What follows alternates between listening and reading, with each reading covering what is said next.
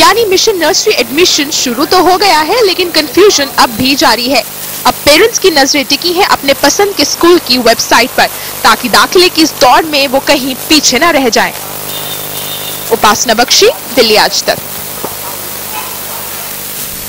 जी हाँ, तो दाखिले की दौड़ शुरू हो चुकी है और ये हमारा खास कार्यक्रम उन पेरेंट्स के लिए है जिनका बच्चा स्कूल जाने वाला है और बहुत ज्यादा कंफ्यूजन पेरेंट्स में है पॉइंट सिस्टम और लॉटरी सिस्टम को लेकर। और इसी के लिए दिल्ली आज तक हमेशा आपके लिए ऐसे शोज लाते रहा है। और हमारे साथ इस वक्त स्टूडियो में खास मेहमान मौजूद है। हमारे साथ अशोक अग्रवाल जी मौजूद है, जो कि प्रेसिडेंट है ऑल इंडिया पेरेंट्स एसोसिएशन के। अशोक जी, बहुत बहुत स्वागत है आपका। हमेशा से दिल्ली आज तक में आते रहे हैं और साथ दिया है आपने हमारा इस मुहिम में।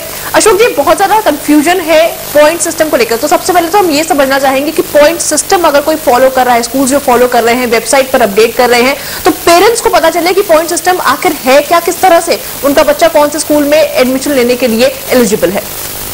देखिए, इसमें पॉइंट सिस्टम तो एक प्रॉब्लम है। अभी हमारे नोटिस में ये भी आया है कि जैसे माउंट कार्बल स्कूल है, उसने जो उम्र रखी है वो 3.5 साल की रखी है जी। मतलब जबकि 3 साल का बच्चा एलिजिबल है, तो अब एक बच्चा जो उसके स्कूल में एलिजिबल होगा वो जरूरी नहीं है दूसरे स्कूल में भी एलिजिबल हो। तो एक इशू तो ये भी है कि जो कट ऑफ डेट है वो यूनिफॉर्म होनी चाहिए। और मेरे ख्याल से जो माउंट कार्मल स्कूल ने इस तरीके से किया है, बजाय 3 साल के 3.5 साल का बच्चा चाहिए उसको, तो मुझे लग रहा है कि हाईकोर्ट के ऑर्डर के भी खिलाफ है, क्योंकि हाईकोर्ट ने कहा है कि यूनिफॉर्म कट ऑफ डेट होना चाहिए। अब ये तो बड़ा इनजस्टिस हो जाएगा ना एक बच्चे से, कि एक स्कूल में तो वो एलिजिबल है, दूसरे स्कूल में नहीं है। अब दूसरी प्रॉब्लम है जो पॉइंट सिस्टम की। अब एक्चुअली में तो ये जो पॉइंट सिस्टम है ना, टोटली आर्बिट्रेरी है और राइट टू एजुकेशन एक्ट के जो प्रोविजन है उनके खिलाफ है। वो ये बोलता है कि 2 बच्चों के बीच में जो है ना, आप किसी भी ग्राउंड के ऊपर जो है डिस्क्रिमिनेशन नहीं कर सकते, किसी बच्चे को प्रेफरेंस नहीं दे सकते।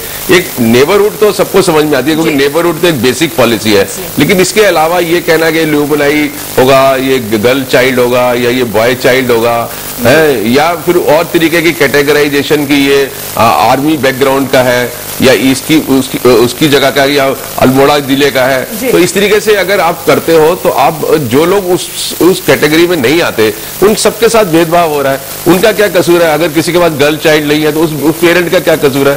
तो ये एक्चुअली में टोटली आर्बिट्रेरी है, इलीगल है और ये मामला हाईकोर्ट में लगा हुआ है। लेकिन क्योंकि सुप्रीम कोर्ट में एक केस चल रहा था जिसका जजमेंट पेंडिंग है, उसकी वजह से हाईकोर्ट में उस मुद्दे पे ना सुनवाई नहीं हो रही है। और ये इस तरीके से कैटेगराइजेशन करना जो है ना, टोटली आर्बिट्रेरी है। मुझे लगता है कि पेरेंट्स को जो है ना, चीफ मिनिस्टर का घेराव करना चाहिए, चीफ मिनिस्टर को पोस्ट कार्ड लिखना चाहिए कि हमारे सब बच्चों के लिए एक यूनिफॉर्म सिस्टम होना चाहिए। और वो सिर्फ एक लॉटरी है। एक लॉटरी सिस्टम एक ऐसा है कि जिसके अंदर सारे बच्चों को इक्वल पार्टिसिपेशन मिलता है।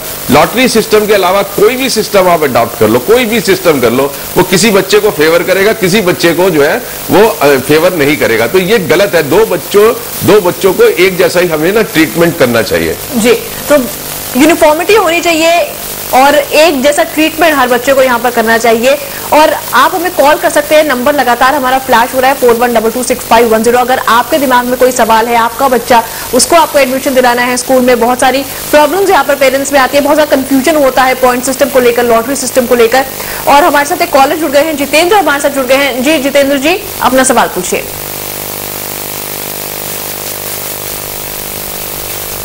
आपको आवाज आ रही है जितेंद्र जी? और हमारा संपर्क फिलहाल टूट गया है। बहुत सारे कॉलर्स लेकिन हमारे साथ अशोक जी जुड़ेंगे, क्योंकि बहुत ज्यादा प्रॉब्लम यहाँ पर लग रही है पॉइंट सिस्टम को लेकर। यहाँ पर पेरेंट्स को समझ नहीं आ रहा है कि किस तरह से, अगर किसी का बच्चा कोई पास के स्कूल में एडमिशन कराना चाहते हैं तो कौन कौन से जो बेसिक पॉइंट्स है वो यहाँ पर पेरेंट्स को फॉलो करने पड़ेंगे। नेचुरली जब सरकार ने सारा काम स्कूल वालों को ही छोड़ दिया है कि जैसे आप चाहो, जैसे आप मनमानी कर सकते हो कर लो, तो नेचुरली वो तो विक्टिम है ना पेरेंट। अब पेरेंट देखेगा ए स्कूल के अंदर में चांसेस ज्यादा हैं, वहां अप्लाई करेगा, दूसरे के यहाँ देखेगा चांसेस नहीं है, वो पॉइंट सिस्टम को ज्यादा सेटिस्फाई नहीं कर सकता तो अप्लाई नहीं करेगा। तो इस तरीके से एक तरीके से वो डिस्क्रिमिनेशन है टोटल। और एक प्रॉब्लम और है टॉप ऑफ ऑल, कि वो ये है कि एज प्रॉब्लम जी। एज का मुद्दा भी तो अभी लटका हुआ है जी। अभी हाईकोर्ट ने 6 जनवरी तारीख दी हुई है और उस दिन हमें पूरा उम्मीद है कि ये चीज डिसाइड होगी। और ये हमें ये भी उम्मीद है पूरी तरीके से कि ये डिसाइड ये होगा कि जो 4 साल का बच्चा है ना, उससे कम का बच्चा स्कूलों में नहीं जाएगा। जो फॉर्मल स्कूल है। तो ये जो तीन साल वाले बच्चे का जो एप्लीकेशन स्कूल दे रहा है, पेरेंट्स ले रहे हैं, ये सब बेकार हो जाएंगे। तो हम तो पेरेंट्स को बाय एंड लार्ज ये सलाह भी दे रहे हैं कि अभी 6 तारीख तक जो है ना, जिनके बच्चे 3+ हैं, वो बच्चे वो पेरेंट्स जो है अभी फॉर्म ना लें। वो अभी अपने घर में आराम से बैठ सकते हैं, अपने बच्चों को आराम से वो खिला सकते हैं और उनको खेलने के लिए छोड़ सकते हैं, क्योंकि अभी फैसला आना बाकी है। हमारे साथ एक कॉलर जुड़ गए हैं, श्रवण कुमार हमारे साथ जुड़ गए हैं। जी बताइए अपना सवाल। नमस्कार मैम। हेलो जी, आपकी आवाज अपना सवाल पूछिए। Hello sir. हाँ जी सर, मैं सवाल पूछेंगे आपसे। हेलो, सवाल पूछिए अपना। हाँ जी मैम, मैं ये पूछ रहा था, लास्ट ईयर मेरी डॉटर का एडमिशन प्रेप में हुआ था, ये माउंट कार्मेल स्कूल के बारे में सर ने बात की है ना अभी, तो मैं ये जानना चाहता हूँ कि सर मेरी डॉटर मार्च वो मॉन की है, 20 मार्च कंप्लीट हो रहा है। क्या मेरी डॉटर इसमें नर्सरी में एडमिशन लेंगे क्या वो माउंट कार्मेल वाले स्कूल? 30 मार्च में अगर बोर्न है तो 30 मार्च को 3 साल की होगी, और उनको 3.5 साल चाहिए 31 मार्च को, तो ये तो इनएलिजिबल हो जाएगा। इनको तो कोर्ट में केस मेरे पास आ जाए, मैं इनके बिहाफ पर फ्री कॉस्ट के में केस करूंगा कि माउंट कार्मेल क्यों इस तरीके से एज रख सकता है। तो यूनिफॉर्म सिस्टम होना चाहिए। मतलब यहाँ तो इंटरेस्टिंग क्या है, पेरेंट्स के अंदर आप भेदभाव कर रहे हो तो समझ में आता है, यहाँ नन्हे मुन्ने बच्चों के साथ जो भेदभाव हो रहा है कि एक बच्चा एक स्कूल में दाखिला ले सकता है, दूसरा बच्चा वही बच्चा दूसरे स्कूल में नहीं ले सकता है, फिर उसको एक स्कूल के बहुत सारे जो पॉइंट सिस्टम है वो सेटिस्फाई नहीं कर रहा है। ये एक बच्चे के साथ इनजस्टिस कर रहा है, कोई समझने की कोशिश ही नहीं कर रहा। हम बार बार चिल्ला रहे हैं, सारे देश के साथ कह रहे हैं कि भाई इसको समझो कि बच्चे के साथ तो इनजस्टिस मत करो। बिल्कुल। एक और कॉलर हमारे साथ जुड़ गई है, स्वीटी जी हमारे साथ जुड़ गई है प्रीतिहार से। स्वीटी जी अपना सवाल पूछिए। मेरा सवाल मिस्टर कुमार से ये है कि जैसे मेरा एक बेबी गर्ल है, तो उसके एडमिशन के लिए क्या पेरेंट्स का क्वालिफाइड होना भी एक क्राइटेरिया में एंटर होता है?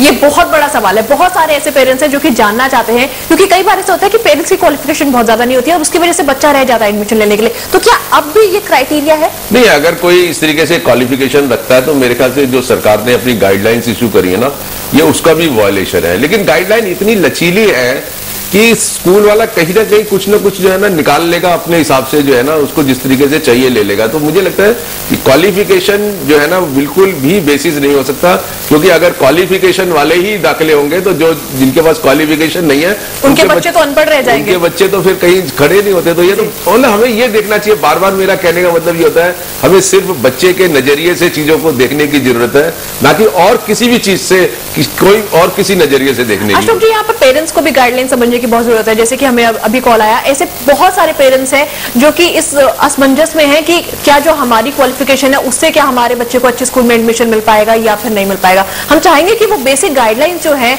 वो आप एक बार हमें हमारे पेरेंट्स को बता दें। देखिए, जो राइट टू एजुकेशन एक्ट है जो 2009 में आया है, उसने बहुत क्लियर शब्दों में ये कहा है कि किसी भी 2 बच्चों के बीच में आप किसी को प्रेफरेंस नहीं दे सकते किसी भी ग्राउंड पर, और सिर्फ रैंडम सिस्टम होगा। रैंडम सिस्टम का मतलब लॉटरी सिस्टम होगा। अगर हमारे पास किसी स्कूल के पास सीटों से ज्यादा एप्लीकेशंस आ जाती है, जैसे ईडब्ल्यूएस में कर रहे हैं, अब ईडब्ल्यूएस में कर रहे हैं तो नॉन ईडब्ल्यूएस में क्यों नहीं कर रहे? तो वो जो एप्लीकेशन ज्यादा आ जाती है उसको लॉटरी में डाल दीजिए। लॉटरी में जो बच्चों के निकलेंगे वो सही रहेगा। वही एक बेस्ट तरीका है जिसके अंदर सबको इक्वल पार्टिसिपेशन मिलता है। अभी दिल्ली सरकार ने पिछले साल जो है वो गाइडलाइंस इशू करी है और उसके अंदर स्कूल वालों के ऊपर छोड़ दिया है कि आप जो है अपने हिसाब से जो है कैटेगराइजेशन कर लीजिए, कैटेगराइजेशन कर लीजिए, एल्यूमनाई, चाइल्ड, सिंगल चाइल्ड और नेबरहुड तो ठीक है, नेबरहुड पे कोई डिस्प्यूट नहीं है। इस तरीके से स्कूल वालों को मैं छोड़ दिया कि अब उन्होंने क्या करा है, 10-20% जो है अपना स्कूल मैनेजमेंट कोटा भी रख लिया उसके अंदर। अब वो स्कूल मैनेजमेंट कोटा कैसे भर देंगे? पैसा लेके। तो ये कमर्शियलाइजेशन ऑफ एजुकेशन, तो इनका गवर्नमेंट का जो गाइडलाइन है वो एक तरीके से मनमानी छूट देता है स्कूल वालों को कि आप अपने हिसाब से लोगों को दाखिला कर लो और उसमें ज्यादा जो पैसा कमा सकते हो कमा लो। जबकि ये गाइडलाइन जो है वो ना तो बच्चों के हक में है और ना राइट टू एजुकेशन एक्ट के हिसाब से है। जी, एक और कॉलर हमारे साथ जुड़ गए हैं, लकी हमारे साथ जुड़ गए हैं। जी लकी जी, अपना सवाल पूछिए। जी, मैं ये पूछना चाहती हूँ, जो फ्री कोटे के एडमिशन हो रहे हैं उनमें फॉर्म कब तक बढ़ जाएंगे? वो देने में इतने आनाकानी करते हैं स्कूल वाले। देखिए, ये जो फ्री कोटे वाला है ये बहुत ही इंपॉर्टेंट है, क्योंकि एक तो हमें ये समझने की जरूरत है कि जितने भी दिल्ली के रिकॉग्नाइज स्कूल हैं, चाहे वो क्रिश्चियन स्कूल है, चाहे नॉन क्रिश्चियन स्कूल है, माइनॉरिटी स्कूल है, नॉन माइनॉरिटी स्कूल्स है, इन सबको 25% जो है एंट्री पॉइंट पर, अगर एंट्री पॉइंट 6 तारीख को हाईकोर्ट ये कह देता है कि जो प्री प्राइमरी है 1 साल की उस पे होगा, तो उस पे होगा 4 साल का बच्चे का। अगर हाईकोर्ट ये कहता है कि नहीं 3+ जो है नर्सरी पे होगा, तो 3+ पे होगा। तो उस पॉइंट के ऊपर वो 25% बच्चों को देना है। इसमें 2 कैटेगरी है, एक तो ये कि डिसएडवांटेज ग्रुप, एक economically weaker section. Disadvantage group में scheduled caste, scheduled tribe, OBC और डिसेबल्ड बच्चे, उनको सिर्फ अपने वो सर्टिफिकेट चाहिए। दूसरा एक ईडब्ल्यूएस है जिसमें 1 लाख से नीचे तक जिसका फैमिली इनकम है, पेरेंट्स का इनकम है, वो एलिजिबल है। तो ये सारे के सारे अप्लाई कर सकते हैं। और जहां तक फॉर्म्स की बात है, वो दिल्ली गवर्नमेंट की वेबसाइट पर जो है वो फॉर्म है, उसको फॉर्म ले लो, वही कॉमन एडमिशन फॉर्म है। आप स्कूल वाले भी वही देंगे, और अगर स्कूल वाले नहीं भी देते तो आप वो फॉर्म भरो, उसकी रिक्वायरमेंट करके स्पीड पोस्ट से जो है स्कूल को भेज दीजिए, उसकी एक कॉपी अपने पास रखिए, तो वो एनफ है, आपको दौड़ने की जरूरत नहीं है स्कूलों के अंदर। जी अशोक जी, एक बहुत छोटे से ब्रेक का वक्त तो चला है, लेकिन जाहिर है कि जितने भी अभिभावक हमारा ये शो देख रहे होंगे उनके मन में कई सारे सवाल होंगे। आप हमें कॉल कर सकते हैं 41226510, हम आपके कॉल्स लेने की कोशिश करेंगे। फिलहाल रुकते एक छोटे से ब्रेक के लिए, आप देखते रहिए हमारी एक खास पेशकश।